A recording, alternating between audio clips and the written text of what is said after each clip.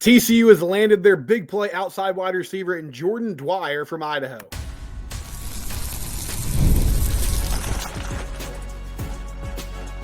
You are Locked On Horned Frogs, your daily podcast on the TCU Horned Frogs. Part of the Locked On Podcast Network, your team every day. Locked On Horned Frogs, I'm your host, Steven Simcox. Today's episode is brought to you by FanDuel. FanDuel's going crazy. You hit on one $5 bet, get $250 in bonus bets. I'll tell you about that later on in the show. If you're sitting here and wondering what's going on with Haas Haney, true freshman backup quarterback in the transfer portal, not expected to play in the New Mexico Bowl, I have a standalone episode up about that I posted over the weekend, so you can check that out. But we will also talk about that in segment 3 today.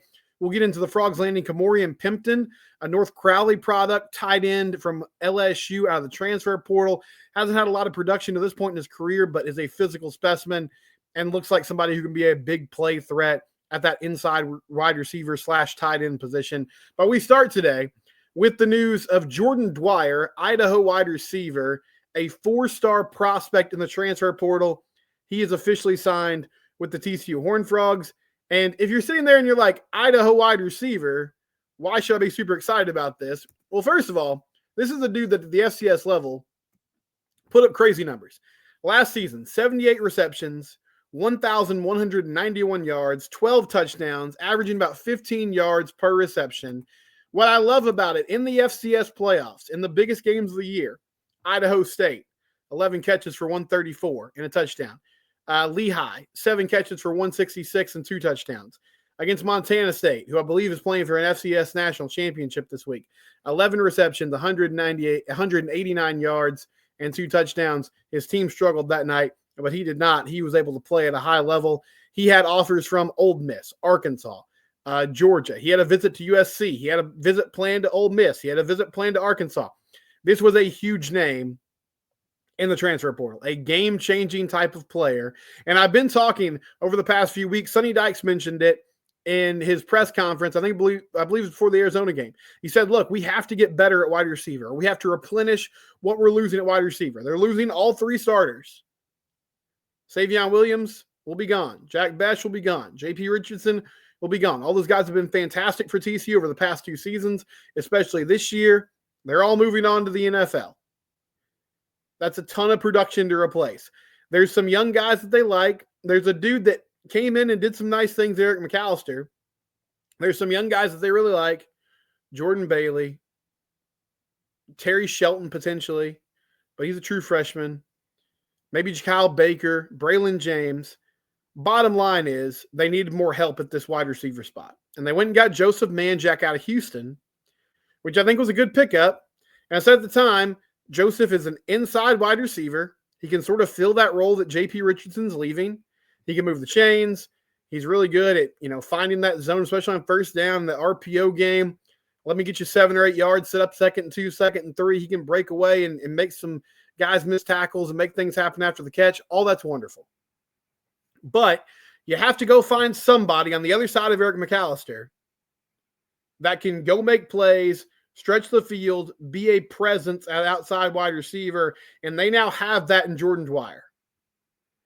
And Jordan's the type of guy that will be a day 1 starter, and other schools that were looking at him, they didn't see him as a rotational piece. This was someone that was expected to come in and be part of what they were doing immediately. So the best part about this is when Eric McAllister starts to go off, when this season starts, in 2025, if you're thinking to yourself as a defensive coordinator, play caller, opposing fan, if you're like, well, if we just blanket Eric McAllister, we'll do fine. Now you have a threat on the other side of the formation who can go and make plays.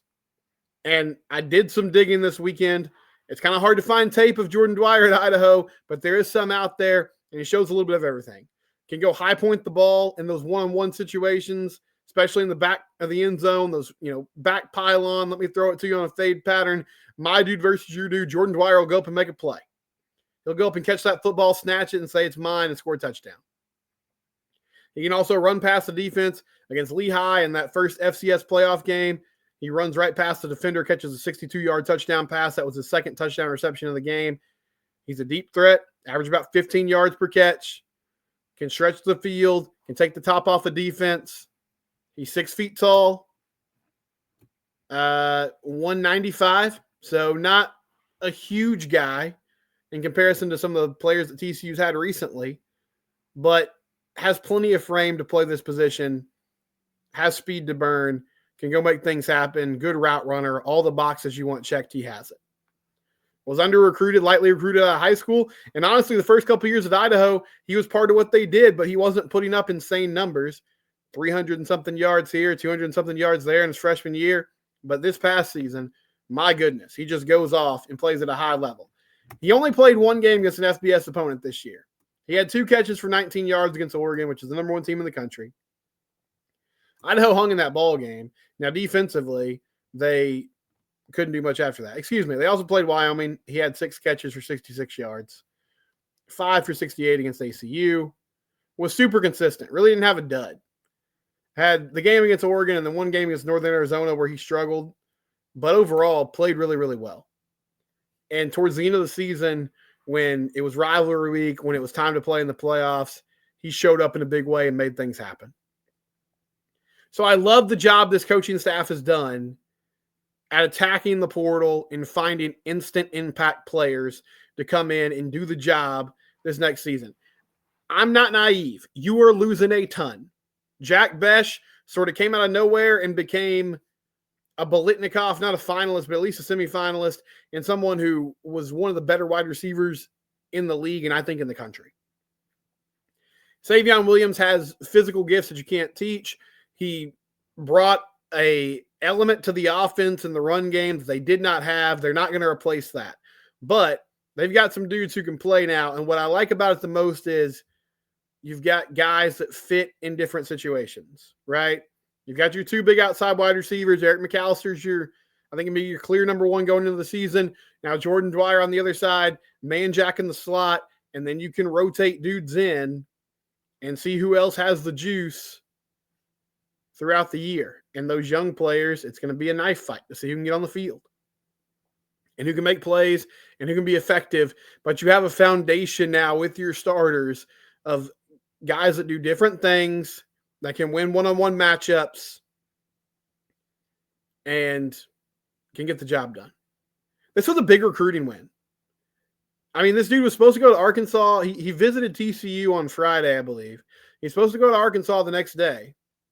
He shuts it down for all the talk and all the hand-wringing about NIL and how TCU approaches it and what kind of war chest do we have and are we really keeping up with the Joneses and how we're spending money. This was a scenario where they missed on Dejon Stribling. There are a few other, Chase Sowell. There are a couple other wide receivers that they offered, that they looked at. Didn't work out. They made this dude the priority. They said, okay, he's been to USC. He's going to go to some SEC schools after this. We cannot let him out of town. We can't let him get to Fayetteville. We can't let him get to Ole Miss. Because at the SIP, they're paying players. That's what they want to do. And that's fine. That's above board. But they have made it clear they are building a team through the transfer portal. That's how Lane Kiffin wants to do it. And so I think it's one of those scenarios where if he left and went to Arkansas and went to Ole Miss, he wouldn't have ended up at TCU. So kudos to Sonny Dykes and the coaching staff and the Flying T Club for saying, you know what? Shut it down. What would it take to get you to stay right here? We need help. We have to have somebody at that outside wide receiver spot. We're building a roster around Josh Hoover. We're building a team that's going to excel in the passing game. That's what we did well in 2024. We want to build on that. We want to springboard that in 2025. That means we have to have guys that can play right away. We don't have the patience and the time to wait around and see if some of these young dudes are going to develop. We want them to be part of this. We want them to be part of the rotation, but we have to have some dogs in there at this moment that can go make plays. So get it done. Get the contract worked out. They did that. Jordan Dwyer will be a starter for this TCU team in 2025. And yeah, I mean, he just put up crazy numbers at Idaho last year. You can talk about the competition. That's valid, but he was extremely consistent, made huge plays, biggest point of the year, went off in a huge way. It can find the end zone, can win one-on-one matchups, can stretch the field and take the top off the defense, does everything you want, and should fit in really well with a system that makes life easy on your quarterbacks and wideouts. So Sonny said before the offseason started, he thought they had a lot to sell to big play wide receivers by saying, hey, we have a quarterback who put up great numbers last year. We're putting 2 guys in the NFL this offseason. I mean, you want to go back a little ways, like Quentin Johnston was a dude with a ton of potential, but it wasn't until Sonny got here that things really took off. Malcolm Kelly's a great coach. They know how to build this position group. And they called their shot and they got it done. Landed Jordan Dwyer in the transfer portal again last year at Idaho. 1,192 yards, 12 touchdowns on 78 receptions, and averaged about 15 yards per catch. And Eric McAllister, if you notice this year, when he caught the ball, it was down the field. So now you got 2 guys that can do that. You have a dude on the inside who can make plays. Really like what TCU can do. Oh, by the way, they've also got a tight end that I think they can line up in the slot sometimes. That has a ton of athleticism and can be a factor in the passing game as well. I'll tell you who that is next here on Locked On Horned Frogs, your team every day. You ever look at your bank account and you're like, why do I have $50 or $100 less than I thought? What's going on? You start looking at the transactions. Wait, why am I spending $23 on YouTube Premium? Well, you should be doing that so you can watch ad-free Locked On Horned Frogs episodes. But bottom line, it's easy to just forget about these subscriptions. And you go months and you're like, wait, this is auto-drafting out of my account each and every month. It's a huge waste of money. It's a huge waste of time. Rocket Money is a personal finance app. It helps you find and cancel your unwanted subscriptions, monitors your spendings, helps lower your bills so you can grow your savings. It brings everything together in one place, whether it's subscriptions, your spending habits, or even the goals you want to hit this year. They have over 5 million users that have saved a total of $500 million in canceled subscriptions, saving members up to $740 a year when using all of the app's premium features. Cancel your unwanted subscriptions and reach your financial goals faster with Rocket Money. Go to rocketmoney.com/lockedon today. That's rocketmoney.com/lockedon today. Get rid of those subscriptions. Take your finances back. rocketmoney.com/lockedon. Go there today. So a player that I highlighted last week, and I said, look, tight end was a mess this past season. Let's just be honest about it. Drake Dabney came in. He was not as effective as we thought. I like what DJ Rogers brings to the table. And I imagine he's going to be your starter next year. Chase Curtis is if he gets cleared and gets more eligibility, then he can be your inline blocker and add some physicality to what TCU wants to do in the run game. They play a lot of 11 personnel. What I mean is there's 1 tight end on the field along with 1 running back. Lafayette Caraway is a super intriguing player as well. Mason Peterson. You got a number of guys who are sort of unproven, but let them battle it out. They have some different strengths and weaknesses. But TCU lands a very intriguing player in Kamorian Pimpton. Local kid, North Crowley. Shout out to them. They just won a national title, or not a state title, excuse me, at 6A ranks. And Kamorian had 79 yards receiving for LSU last year, 52 yards against OU. That was his best game. But if you watch LSU coverage, Matt from Locked On LSU, I watched the instant reaction on his show. Pimpton was a dude that he was like, man, I wish we could keep him around because he's just an athletic freak. You watch his high school tape, they would put him at outside wide receiver a lot. Like they would put him out there in one-on-one matchups against corners and basically say, hey, use that size, that frame, that speed to go make plays. He reminds me a lot of Jared Wiley. He's just huge. He's a red zone target, but he also moves really well. He's got some explosiveness, and I wouldn't say he's known as a great blocker, but he did show moments in that high school tape, whether it was outside where he's like, yeah, I'm just going to punish this corner or the safety that's lined up in front of me because I can lock up on them and drive them out of the frame. Or even when he was on the line of scrimmage against the defensive end, outside linebacker, had that ability to take a drop step, get his helmet across the face of that player, drive them out of the picture. in the run game and the pass game. Had sort of that offensive lineman nastiness that you want, where it's like, I'm going to finish this block. So I'll hear that whistle. I'll drive you into the ground. I'm going to make you feel it. And we're going to be productive, moving the chains, getting down the football field. But I think where he is most effective and where they will use him is in the passing game. And to have this kind of weapon at the tight end position, they didn't have that last year. Drake Dabney, I mean, they thought he could be that dude, but he wasn't. And so they missed that aspect of the offense.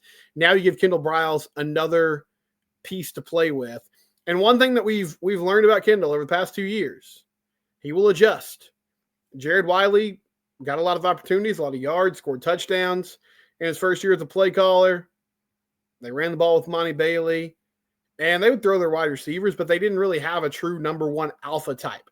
Well, this season rolls around. Jack Besh takes on that role. He becomes the dude that is just a true number one wideout. And so they're feeding him. They're feeding J.P. Richardson, Savion Williams. And then towards the middle of the year, they decide, okay, we're going to change things up in the run game. And my point is they sort of got away from throwing to the tight ends because they weren't really a factor. But now you've got some turnover at wide receiver, and you're sort of searching for who's going to be the people that lead the charge outside of Eric McAllister. Well, you go land Jordan Dwyer, who can do that. But also now you have someone who can make plays up the seam, who can leak out in like a tight end screen game, who can be effective in moving the chains. All that is something that Kamorian Pimpton should excel at and do really well. He gets closer to home. He's got a lot of eligibility left. And he was supposed to be like a starter, at least competing for the starting job at LSU. And so you pluck him for that roster and you say, hey, come hang out with DJ Rogers.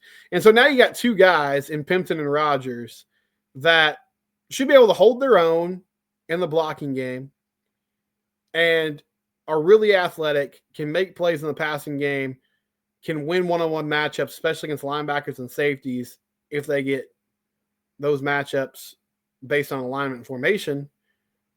And then Chase Curtis can come in and be more of your physical presence if you need it. And in the red zone, Pimpton's somebody that you can use with that big body to go make plays. Because one area where they will really miss Jack is he was very adept at, okay, we're going to split you out wide. It's one-on-one on the outside. We're at the 5-yard line, 6-yard line, whatever. We need you to go win, get across this corner's face, get to the inside on a slant pattern, catch the ball in a contested area, and go score. He did that really well. Pimpton could be the dude that takes on that role of his physical presence makes a huge difference in getting him the ball and finding a way for him to score touchdowns. So I really like this pickup. I like what they're doing in the portal. It's not like this complete overhaul of the roster, but they've got a tight end now who can step in and do that job. They've got a couple wide receivers, and suddenly that wide receiver room is looking more replenished, and it looks like they can take on some of the things that they did this past year. Running back, to this point, not much movement there. Same at quarterback. But you've got time if you want to address those concerns. You've had some help on the defensive line. It feels like they are sort of at the top of the development cycle and saying, okay, let's be choosy about who we're adding to this mix.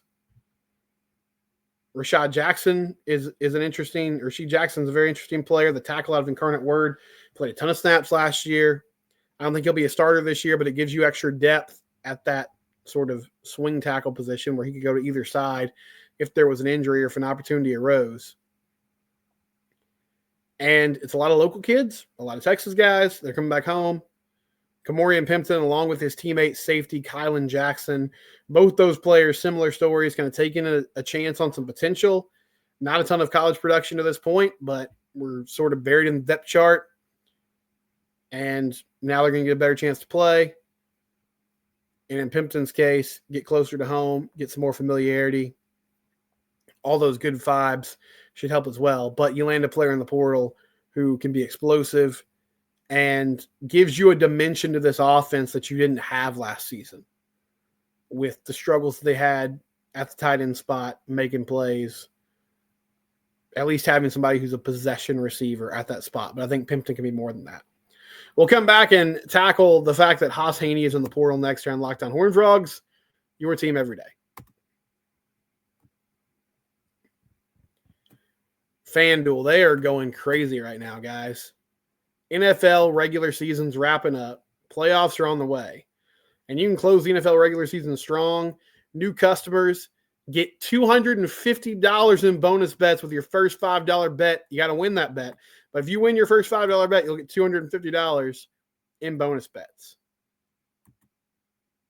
NFL season in full swing. There's games over the next few weeks, like almost every day. It's crazy. And there's multiple ways to win. You can bet on which players will score a touchdown, how many points each team will score, so much more. Visit FanDuel.com to join today, and that's FanDuel.com for your chance at $250 in bonus bets. Make every moment more with FanDuel, an official sportsbook partner of the NFL.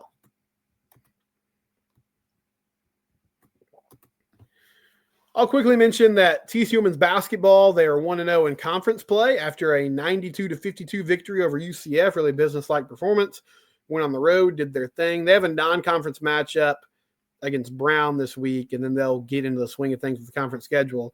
And as I'm recording this right now, the men are up 69-40 on Montana State, so should close that out nicely and get a victory, and then they'll start conference play on the 30th against Arizona. So it's happening fast. We'll have plenty of coverage of basketball as the season goes on. I do want to talk about Haas Haney, though, and I did an episode over the weekend about this, but Haas is in the transfer portal. Stephen Johnson from the Fort Worth Star-Telegram says that he is not expected to play in the New Mexico Bowl, which, yeah, of course. And so he'll just move on. I mean, technically, could TCU throw something out there to try to retain him? Yes. But I feel like those conversations have most likely already happened. And unless there's just little to no interest, which I can't imagine there will be, then Haas will be moving on. I said this in sort of that standalone bonus content. This stinks. Now, you do have Adam Schobel coming in, and I don't think he'll be your backup next year. I feel like they'll bring in one more veteran quarterback to sort of supplement, but he can step in as sort of your guy for the future. However, Haas is a super exciting athlete. He got to play some this year. You saw why the staff loved him so much. He could get yardage on the ground. They didn't let him throw the ball, so we didn't see that part of it, but we saw him run really well. We saw him ice that game against Cincinnati. He can do special things with his feet. And it's a bummer that he's not going to stick around and see this out. I don't really know what the staff could have done differently, though. To me, this is just kind of simple math of he's looking at the situation. Okay, I thought coming into this thing, I thought I would have a chance at the starting job in 2025. And it appears like Josh Hoover is the guy. And I saw Frog fans say, like, if Sonny didn't tell him that there should at least be if he didn't communicate to him, hey, there'll be a quarterback competition this offseason, he should be fired. I don't get that. Josh threw for over 3,500 yards this year. He's going to be your starter next year. Everybody knows that. Now, I wish Haas would have stuck around for one more season just to see what happens. But the other aspect of it is I feel like, Josh is not really a surefire NFL pick.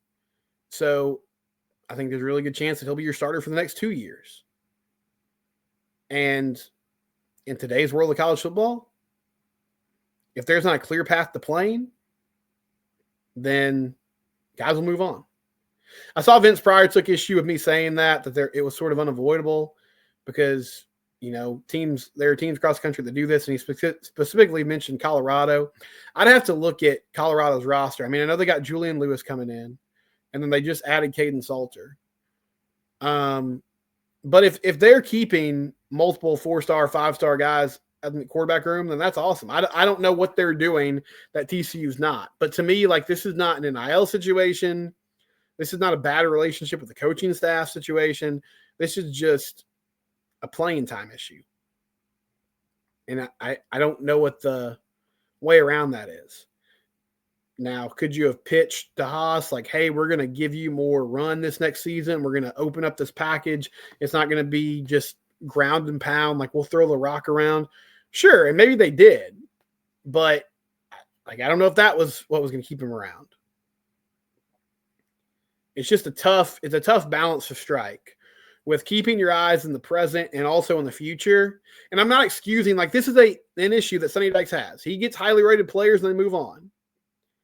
Cordell Russell, which I feel like at this point, the Cordell Russell thing was a bad evaluation. But Cordell goes to Colorado. Now, I saw today he's going to Miami, Ohio. 3 schools in 3 years. So it's not like he went somewhere else and just thrived, but TCU missed on that eval. I don't think they missed on the Haas Haney eval, but I feel like, he